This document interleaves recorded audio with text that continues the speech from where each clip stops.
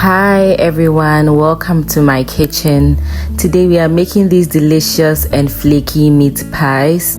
This was very easy to put together and it tastes very good. So let's get right into it. The first building block to a tasty pie is quality ingredients. So you want to make sure you use premium flour, good flour basically. You want to sift your flour to get rid of all unwanted particles. We don't want any surprises here. Then you would add some baking powder and then some salt. You are also going to grate in a little nutmeg to this. Next, we want to give our pies a little cake, make it a little flavorful. So to make it savory, you can grate some onion and garlic like I'm doing. So grate about a tablespoon of onion and garlic. The goal is not to get it to overpower the whole dough, it's just to give us that subtle flavor of a savory feel. So 1 tablespoon should be enough. I also went ahead to add some milk powder and then in goes our fat. I am using margarine for this, you can also use butter. I'm going to give this a good mix until it gets to breadcrumb consistency. Next, we'll go in with 1 egg and I'll also be pouring in some cold water. You are going to mix this until it just comes into a dough. Just add enough water until the dough comes together. Don't over mix this. We are going to cover this and then put it in the fridge to chill while we work on the filling. So for the filling, we are going simple. This is some purple onions we are chopping and then the carrots as well. Dice them to your preferred size and then pour it into a microwave safe bowl. After that, you are going to add some corned beef or any protein that you prefer, and then I just went in with a little salt because the corned beef was already flavorful enough to my taste, and I microwave this for about a minute and give it a good mix. The carrots don't have to cook fully, they just have to begin to cook because when they bake they are going to cook further. So now our dough is back from the fridge and I'm going to divide it into 4 sections each and then roll each section out into a circle.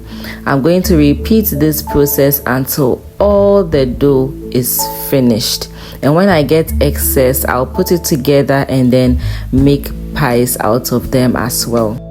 So like I said earlier, with your rolling pin, you are going to roll it out as flat as you desire, and then with any pie cutter or a bowl like I'm doing, you can cut out your circle or any shape you want. Then you want to flatten it. If it's too thick for you, then apply some egg wash, which is simply an egg that has been beaten, just to help it to bind nicely when you seal it. Add about a tablespoon of the filling and then with your finger or your fork or your pie sealer, you are going to seal the ends beautifully like I am doing right now. If you are with me up to this moment, comment hearts in the comment section. I would like to hear from you.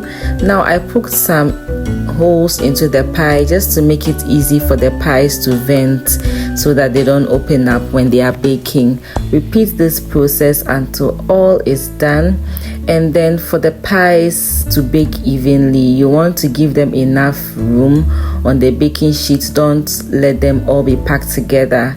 Our pies are ready and our oven is preheating at this point, but guess what? I'm not going to use all these pies. I'm going to pack some down for later, just a few of them. So like I'm doing, you can do as well. You put them in some plastic bags or a plastic bag. Try and make sure the air is out as much as possible and freeze this. When you are ready to bake, you just apply the eggs on the pies like I'm doing and bake it straight away. You don't need to defrost them before baking and your pie would be ready.